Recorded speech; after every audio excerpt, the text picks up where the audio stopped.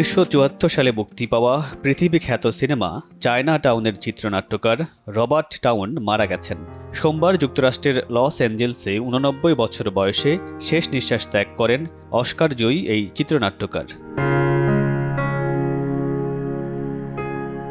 Robert town তার স্বতন্ত্র চেহারা আর বড় কপালের জন্য বিশেষভাবে পরিচিত ছিলেন। রোমান পোলানস্কির আলোচিত সিনেমা চায়না টাউনের চিত্রনাট্যকার হিসেবে তিনি ব্যাপক পরিচিতি পান। এই চিত্রনাট্যকে সর্বকালের সেরা চিত্রনাট্যের একটি মনে করা হয়। টেলিভিশনে কাজের মাধ্যমে নিজের ক্যারিয়ার শুরু করেছিলেন টাউন। 1990 সালে টম ক্রুজ অভিনীত জনপ্রিয় সিনেমা ডেজ অব থান্ডারের চিত্রনাট্য লেখেন তিনি।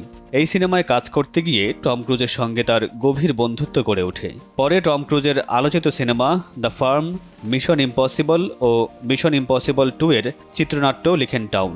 দীর্ঘ ক্যারিয়ারে তিনি চায়না টাউন ছাড়াও দ্য লাস্ট ডিটেইল, শ্যাম্পু এর মতো আলোচিত সিনেমার চিত্রনাট্য লিখেছেন।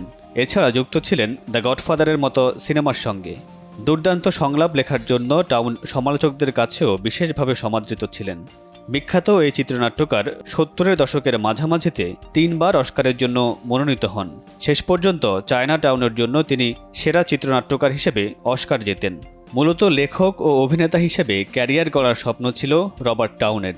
এজন্য তিনি অভিনয়ের প্রশিক্ষণও নেন, কিন্তু পর্দার সামনে নয়, চিত্রনাট্যকার হিসেবে পর্দার পেছনে প্রতিষ্ঠা পান রবার্ট টাউন। মামুনুর রশিদ পনেল, সময় সংবাদ।